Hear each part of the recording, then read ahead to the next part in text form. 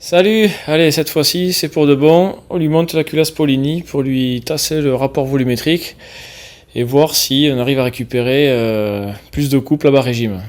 Et voilà. Et au passage, ma bougie, elle est bien noire, hein. Donc, je pensais que le Gicleur 72, c'était trop. On aurait pu redescendre encore 70, 68 et gagner encore en performance. Bon, en regardant mes notes et en faisant un calcul à la louche par rapport aux approximations d'époque, là, donc en clair, il n'y a rien de sûr, j'estime qu'il faut 0,7 d'embase pour avoir un rapport de 13,5 pour 1. Donc là, j'ai un joint papier de 0,25 et un joint de 0,5, ce qui fait non pas 0,75, ce serait trop facile. Bah si, voilà. 0,72, allez, on part là-dessus. Je vais faire deux modifs à la fois. Mais j'ai pas envie de redémonter juste pour ça. Donc là, j'ai racheté un segment neuf pour ce moteur là, pour ce piston. Donc je vais le monter, hein, je vais pas garder l'autre. L'ancien segment, j'ai mesuré la cale de 0,4 impasse. Et le nouveau segment, c'est la cale de 0,2 qui passe. 0,25 impasse pas. Donc très très bien. Ça va apporter du couple, ça aussi. On va commencer par mesurer le squish, parce que s'il est inférieur à 1, déjà, c'est pas la peine. C'est pas la peine de prendre le rapport volumétrique, etc. On le voit bouger, le fil d'étain. Mais ça force pas. Donc on doit avoir tout juste 1 mm, c'est très bien. Le fil d'étain est intact. Très bien, donc on a plus d'1 mm, ça me va. On va regarder le rapport volumétrique après les diagrammes. Bon, les diagrammes ils vont pas beaucoup changer, juste par curiosité quoi. Je suis parti de 20 ml jusqu'à la 13,5, donc ça fait 6,5. Donc mon anti-sèche là, 6,5 moins 2,5 ça fait 4, et 4, donc ça fait 54 divisé par 4, ça fait 13,5. Donc 13,5 pour 1, c'est parfait, on touche pas. Donc on va regarder les diagrammes juste par curiosité. Allez, donc pour les latéraux, on est à 114. 114. Et donc pour l'échappement, on est à 165. Donc on a toujours nos 51 de croisement. Donc c'est bien, c'est-à-dire que j'ai réussi à comprimer à 13,5 pour 1 sans trop modifier les diagrammes. Et au niveau du point mort bas, sur les transferts, on est bien. Le piston est à ras le bas des transferts. Par contre, il y a une toute petite marche au niveau de l'échappement. Pas grand chose. Et puis, s'il y a la police, si jamais, c'est pas un Polini ou un kit que j'ai, c'est vraiment du MBK d'origine, c'est marqué. Franchement, les mecs, ils croyaient vraiment berner les flics avec ça, quoi. Bon, normalement, ce joint, j'aime bien le monter à la pâte à joint. Mais comme je risque de le démonter, je sais pas pourquoi, je le sens. Donc j'ai tout monté à mode de friteuse là, donc j'ai bourré d'huile partout pour pas que ça colle et pour que je puisse le redémonter plus tard. Si le liquide de refroidissement fuit un peu, c'est pas très grave. Et si la configuration me plaît, je redémonterai, je mettrai à la pâte à joint. Pour la chambre de combustion, bon, il n'y aura pas de fuite, on est sur du métal ici, donc normalement ça devrait aller. J'ai gardé les joints de goujon dessous. Des joints toriques là. Ça comble l'espace. Puis voilà. Ça a toujours été le problème avec les moteurs Polini là, ils ont des diamètres d'entrée de durite qui sont tout petits quoi. Donc on est obligé de mettre un bout de durite et après on mettra la durite par dessus quoi. Et donc forcément ça fuit quoi. Et voilà, le R-Sal avec la culasse Polini remontée. Donc il n'y a plus qu'à essayer pour voir ce que ça fait de passer d'un rapport volumétrique à 9,7 pour 1 à 13,5 pour 1.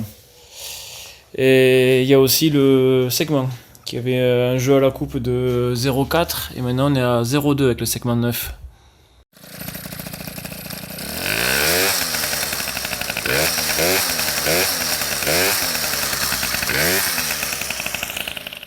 Allez, nouvelle journée, il fait meilleur aujourd'hui, on doit être dans les 23-24 degrés. Pas trop de vent, un petit peu.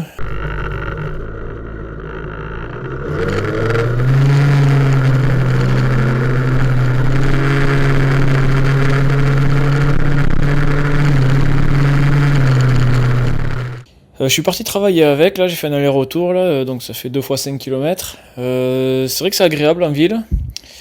Le fait d'avoir la culasse Polini, on gagne pas plus de couple à bas régime, mais bizarrement, sans avoir modifié la variation ni l'embrayage, ni la couronne, le moteur monte direct à 7-8 000 tours.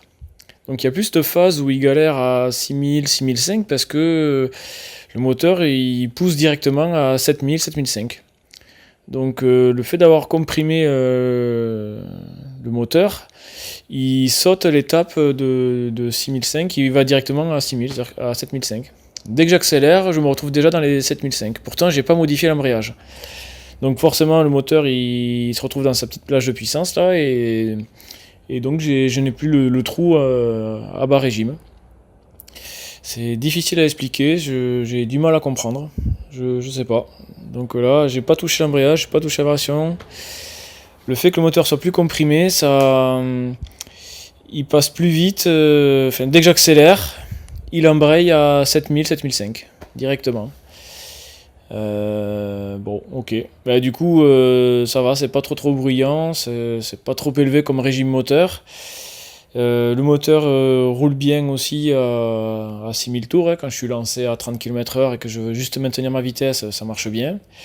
Et après, quand j'accélère, le moteur il remonte instantanément à 7000, 7005, alors que j'étais en vitesse de croisière à 6000, 6005. Dès que j'accélère, pouf, il décolle direct à 7005 et puis ça part très bien, ça accélère très bien. Donc le comportement est très bon comme ça, mais je ne sais pas trop l'expliquer comment, je sais pas. Je fais qu'observer et j'arrive pas à comprendre. Bon, ben on va faire une dernière ligne droite là pour voir s'il y a une différence d'accélération et de vitesse de pointe par rapport à avant. Malgré que le vent n'a pas tout à fait la même intensité qu'hier, il y en a un petit peu plus. Enfin, c'est variable. Bon, on va quand même voir, on va regarder.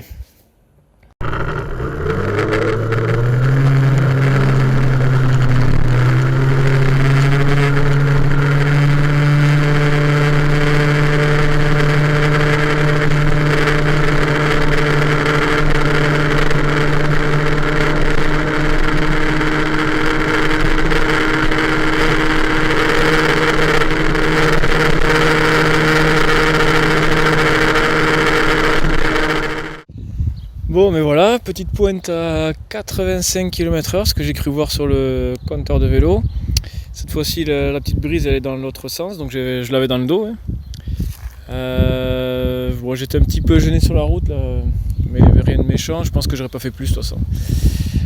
Donc, un peu moins que la dernière fois, mais en même temps, l'autre, il y avait du vent. Aujourd'hui aussi, bon, c'est toujours difficile à interpréter comme ça, mais en tout cas, moi, ça me va très bien en VMAX, et surtout que le comportement est correct maintenant. Autre point, niveau chauffe-moteur, j'ai pas trouvé de différence. Je suis toujours autour des 60 degrés. Donc le fait d'avoir comprimé, a priori, ne surchauffe pas plus. Pas beaucoup plus, enfin j'ai pas vu vraiment de différence. Aussi, pas de fuite au niveau de la culasse, au niveau du plan de joint. Je pense que c'est plutôt de l'huile qu'on voit là, je suis pas sûr, à voir.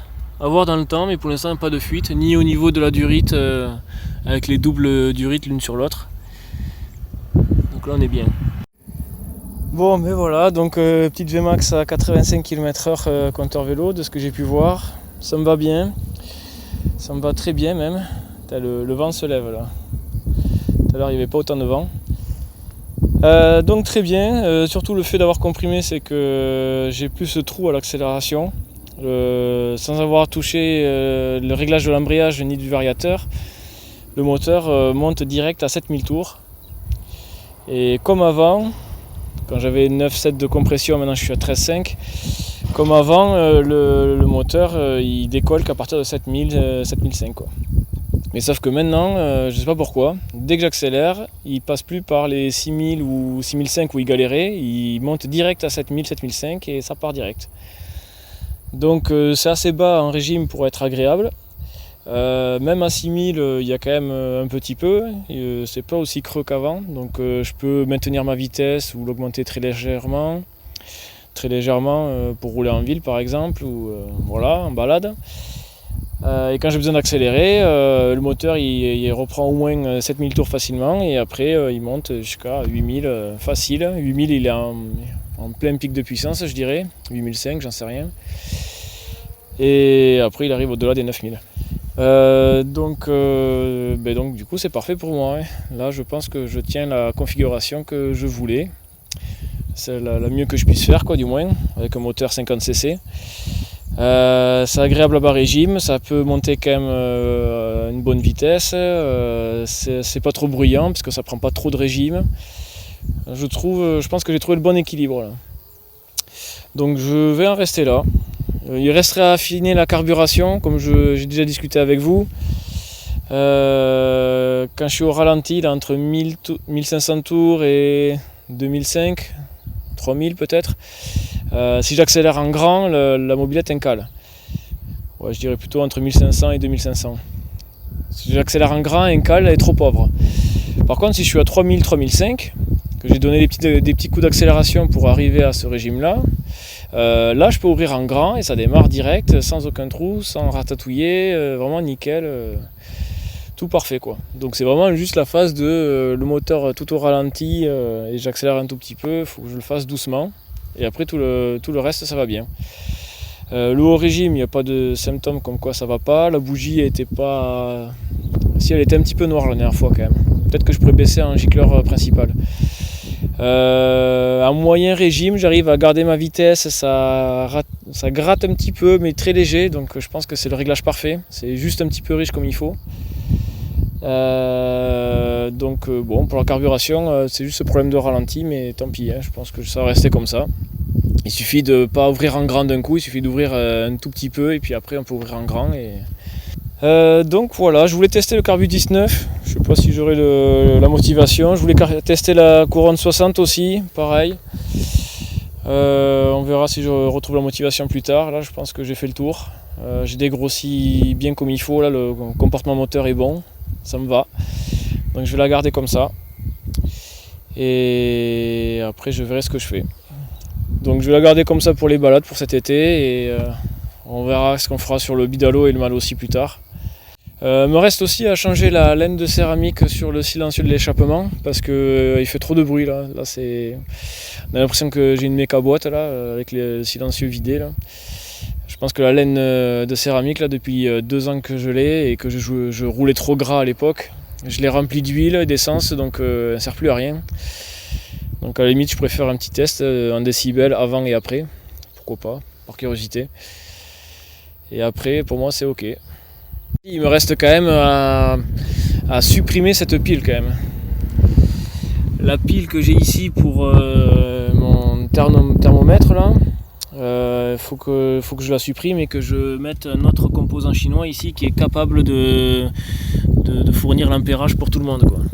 Aujourd'hui, je referai une vidéo détaillée dessus si je trouve vraiment une meilleure solution que ça. Mais aujourd'hui j'ai le régulateur MBK51, un pont de diode derrière le domino, un régulateur courant continu mais qui affine du 12 volts parfait, et après j'alimente le compte-tours et la pompe à eau. Par contre pour le thermomètre lui demande c'est trop, donc du coup j'ai une pile annexe, mais ça il faut que je trouve un petit régulateur plus puissant qui bride moins l'ampérage pour fournir le courant à tout le monde.